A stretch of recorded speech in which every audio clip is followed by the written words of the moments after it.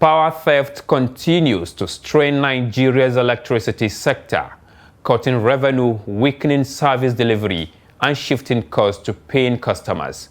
Despite repeated government campaigns and penalties, illegal electricity use remains widespread. Trust TV's Noel Sampson reports.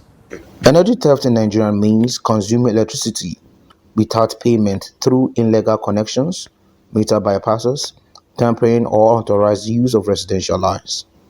It's a major drain on the power sector. The distribution companies estimate that up to 40% of generated electricity never reaches paying customers, with illegal consumption and unmetered use driving much of that loss.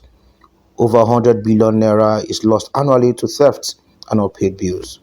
And some industry sources put total commercial losses, including theft, well above that figure each year. The drivers are clear: economic pressure, weak enforcement, corruption, poor public awareness, distrust of estimated billing, and a large metering gap. In 2025, the Federal Ministry of Power proposed an 8 billion naira public advocacy campaign alongside existing laws that prescribe fines and jail terms. However, enforcement remains uneven, and direct illegal connections remain common.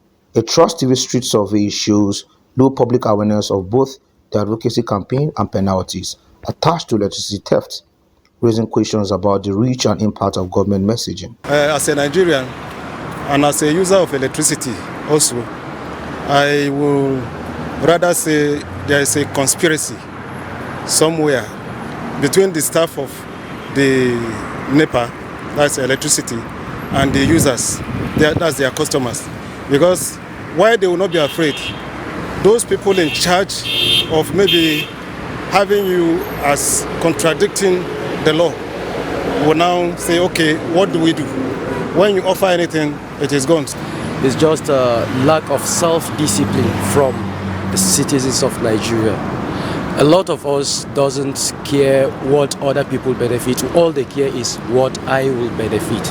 And if we will care about the general benefit of Nigerians, I think that will be under control. Most importantly, most people are not aware of it. There is a fine for that.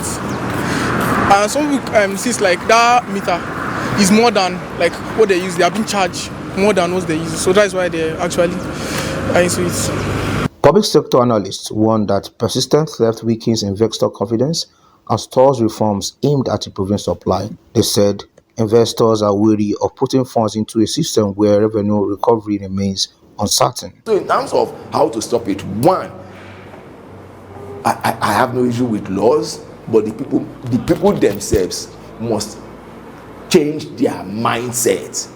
Part of the problem is that people are sociologically oriented to hold the view that by stealing electricity, that is my own piece of the national cake. So there must be this new orientation that unless you pay for electricity that you are consuming, you are not going to get the quality. In any case, the thief does not really bother about that one. The second one is metering must be attacked violently. Those who are even taking the electricity legitimately but are not paying, we also need to deal with that. Because the theft of the energy is only a percentage of what is causing the denial of liquidity. Not paying for electricity is also very huge. As at the time I left the power sector, I know of a government agency that was owing as much as 3 billion.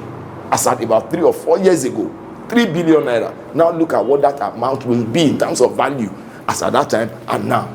Experts urge that reducing energy theft requires a mix of stronger enforcement and wider metering covering, transparent billing, and sustained public engagement. Without these steps, the cost of illegal consumption will continue to fall on law-abiding Nigerians. Well, Samson, Trust TV News, Abuja.